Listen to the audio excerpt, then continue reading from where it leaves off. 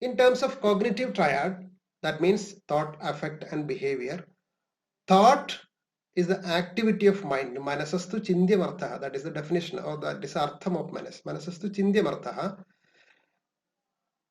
And manas only can bring out the process of thought. That you can say it as thought process. Thought process can be practically adopted by manas, because Atma itself does not have any activity. Atma is Nishkriyam and Nirgunam.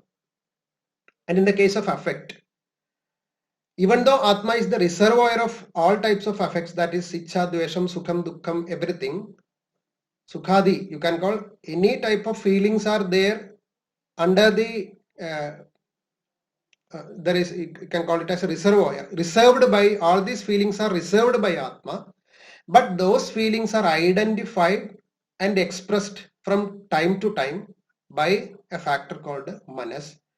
So receptors are there with manas. The receptors for receiving sukham, dukkham, ichha, dvesham, all the effects are there with the manas only. Soul will be the reservoir. Without soul, manas cannot do all these things. With the soul, everything is there, but manas is the person, or manas is the customer who can use these types of affects. In the case of behavior also, the primary effort, that is called prayatnam. Prayatnam is one among Atmalinga, Ichha, Dvesham, Sukham, Dukkham, Prayatnam. Prayatnam is the primary effort for a behavior. But to modulate the behavior, so the effort, Prayatna, always starts from the soul, but the expressions are modulated, expressions are streamlined, expressions are executed by Manas and Indriyas. Manas decides the expressions, and Indriyas executes the expressions. Sometimes Manas itself executes the expressions also. So the primary Prayatnam is from the part of Atma, but Atma does not know how to express it, or how to bring out behavior, or how to bring out the responses, but manas can modulate. Manas can be a mediator in streamlining this effort or prayatna to the situation suitable for the situation, to the way in which we have to behave in a particular situation or particular circumstance. So mediatorship is taken over by manas. So in that way, thought, affect, and behavior, these three major domains in the cognitive psychology, have their own relationship between with the manas and atma separately. Here it is explained in a simpler way. So behavior is, we can call behavior as chesta, and the basic drive for chesta is called prayatnam. So without prayatnam, chesta is not there. And thoughts are called chinta. Manasastu chindyam artha, chindyam vicharyam uryam, uhyam, that we will explain later. And the feelings are sukhadi, sukhadi upalabdhi, sadhanam, indriyam manas. So feelings are tasted by manas, and feelings are modulated by manas. So sukhadi are there in the presence of atma only, but it is modulated by manas. Chinta is there in the presence of atma only, but it is done by manas. Chesta is there as prayatna in atma, and this chesta is modulated or mediated through manas. So for these three basic triads, there is definite role of atma and manas, which can be comparable to these areas are some comparable areas between the modern psychology and Ayurvedic psychology. Now we are moving on to the very basic mechanism of psychology, or it can be even physiology. So this is the meeting point of psychology with the physiology, because stimulus response mechanism, on a way it is psychological if it is modulated by manas, and even it is philosophical if it is not modulated through a collective mind. We will this description will be dealt in detail later on. Anyway, a living organism becomes different from a non-living organism by way of receiving stimulus and responding accordingly.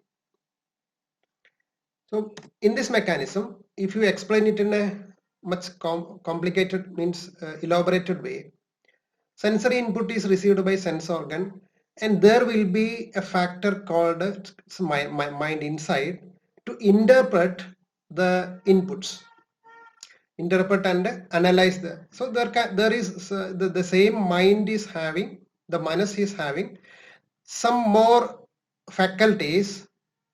Sometimes it need to interpret things, some other times it need to feel things, or whatever may be received from sense organs. This mind, this faculty should have multiple functions. Function of analysis should be there. It should be the received thing should be analyzed, or it should be done through a thought process. So that information is undergoing a thought process. So that capacity should be there. The same thing should have a capacity to feel it, as we have already explained. The affect portion should be there, and there should be another capacity to decide on the factor. So such faculties should be there. So mind, even though it is a single entity, it should have different faculties or different capacities.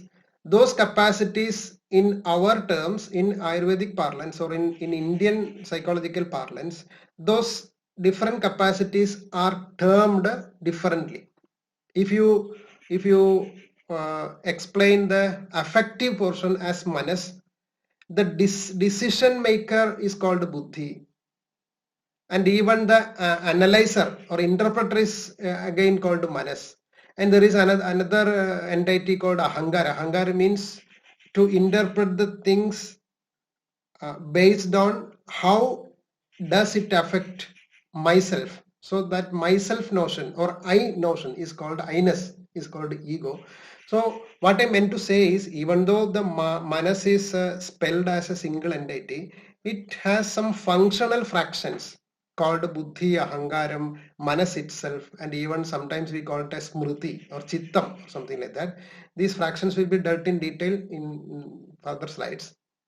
So anyway, there is an internal apparatus, and the process of analysis, process of interpretation will be there, and there will be a decision regarding how to respond. And after this decision, it will be entrusted to, or it will be given to some organs for response. Those organs are called karmendriyam, and responses will be there. So this is the total cycle of sensing and responding. So this is the role of mind here. So when we receive some stimuli, it's not the case of human beings only. In any case, in any living organism, all the stimuli are not received. As we have explained the case of Shakuntala, the stimulus was there, the source of stimulus was there, and the organ, the sense faculty was there, but the stimulus was not received, or all the received stimuli are not responded to also. Even though there are thousands of stimuli present around, we are not receiving all the stimuli at a time, and even all the stimuli are not responded to, because sometimes what happens is, if you receive a stimulus, through the internal process we will decide to delay the response. Sometimes you can delay the response. There is no need of responding immediately. Sometimes we respond immediately. Sometimes what happens is, if the mind interprets the situation, some situations are there where the immediate response is not that much suited. So mind or internal processor, you can call the internal processor, interprets that now it is not the time for response. We can delay the response, or we can even modify the response, or you can reverse the response. So this part is very important. Even though we are receiving thousands of stimuli to our mind, we all the time we are not responding, or sometimes we delay the response, or sometimes we modify. So there should be an agent to bring out all these types of interpretations. That's the real importance of manas. If manas was not there, or you can think of lower animals or lower living organisms. Mind, manas is not that much defined. Their responses will be immediate, or you can call it as a life-sustaining response. But in the case of human beings, we have a very complex structure for manas. So we have the capacity to either delay or interpret or it modify or reverse the responses. So that is the complexity of it. It differs from situation to situation. The same event, some persons will be responding immediately. Some persons will be delaying the response. Some other persons will be modifying the response, something like that. For the same person, at different points of time, for the same event, sometimes it will be delayed, something like that. So there is a huge variability in this point of view. The delayed response, modified response, and reversed response. And there should be an agent for this selectivity who decides the interpretation or who leads the method of interpretation. There should be an agent to make it a complex phenomenon. So that will be mind. So mind is the instrument of the soul, as we have already explained. Okay. Some more points are instrument. Mind is an instrument. How? Instrument for receiving stimuli from sense organ, that we have already explained, and it is an instrument for feeling the affects. Sukhadi upalabdhi sadhanam means sukhadi are received. So event, along with the event, the information is received along with an affect. So that also is felt by manas. So that is as I already explained, that is one capacity of manas, to feel the effect. You can say the field effect. Another capacity is to analyze. Analyze means it's a thought process. So chinda is there, thought is there. This is affect. So the same mind is receiving an information, feel the effect, and again goes for analyzing the event. It can be analyzing, processing, and settling the stimuli received from outside. So altogether you can call it as an interpretation. So after deciding the response to the stimulus received according to the interpretation, it should outsource the response to some other organs, that is called karmendriyam. So mind alone cannot respond any time. So it should outsource the response to some other organs. So such organs are called karmendriyam. So some part of this response will be entrusted with the karmendriyam. And even responses are controlled. So mind is an instrument to outsource and control the responses. And finally, mind is an instrument for delimiting itself. Because there is no other organ in the body who can control mind. Mind alone is responsible for controlling itself. So in that way, mind receives, receptors are there. Mind is a receptor organ. Mind is a feeling organ. Mind is an interpreting organ.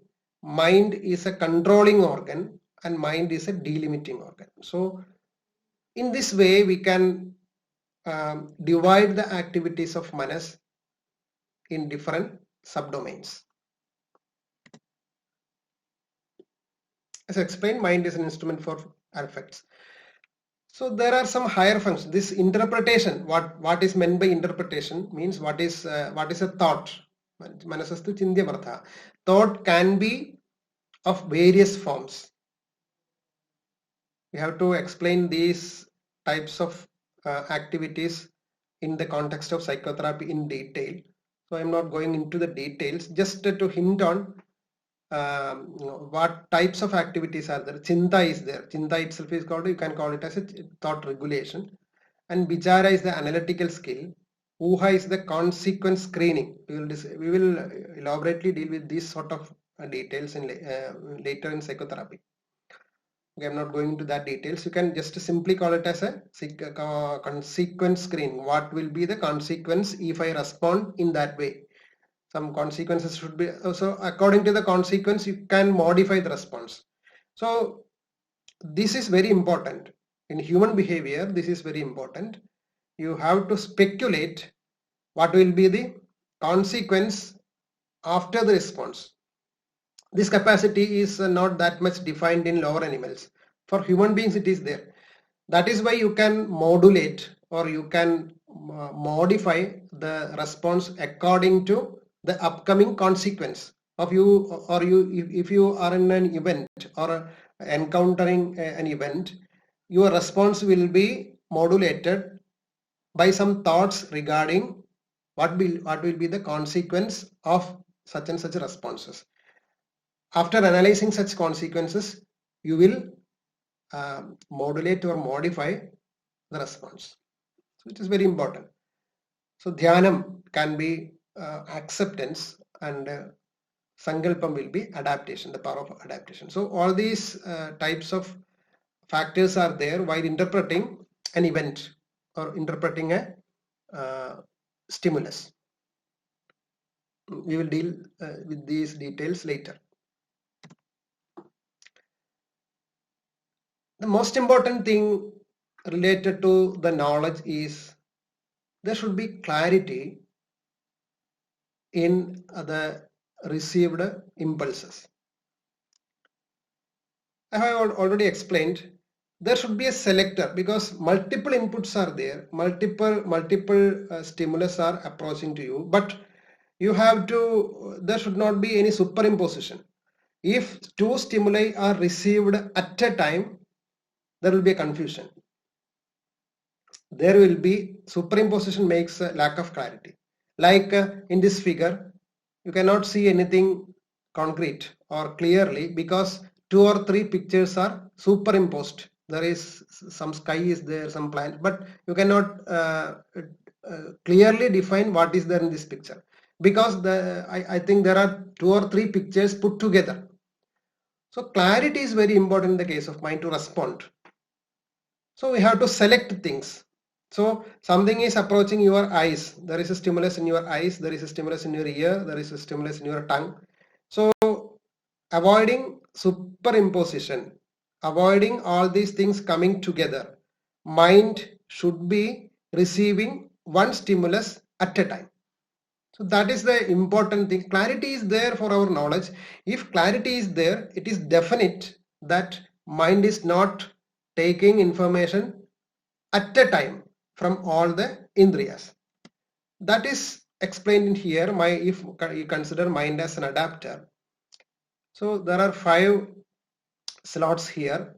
These 5 slots you can receive some information, but there is only one adapter, one end of the adapter. You can put it here, and for getting information from another slot, you have to detach from here, dislodge from here, and to attach here. So one time only one information will be received. Finally it reaches in soul.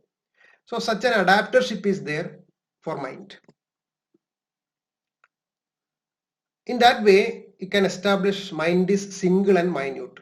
No superimposition means no simultaneous input of stimulus.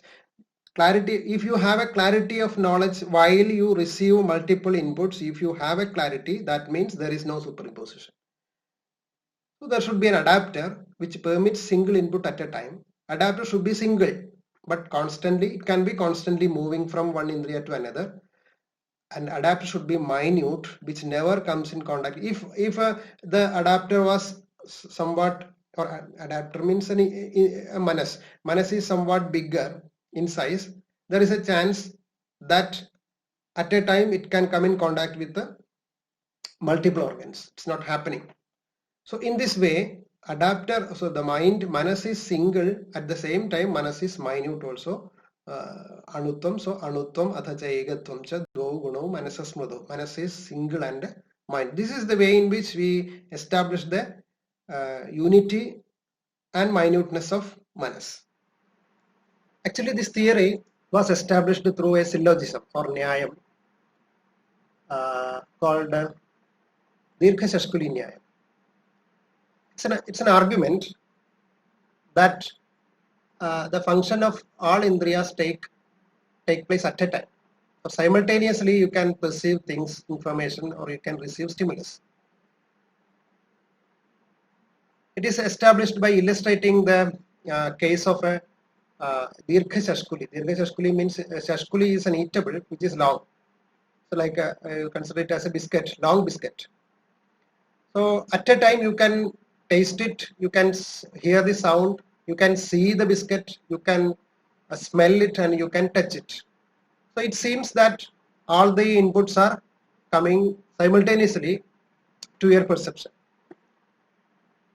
This argument was countered by another counter argument, or you can call it as an Uttarapaksham.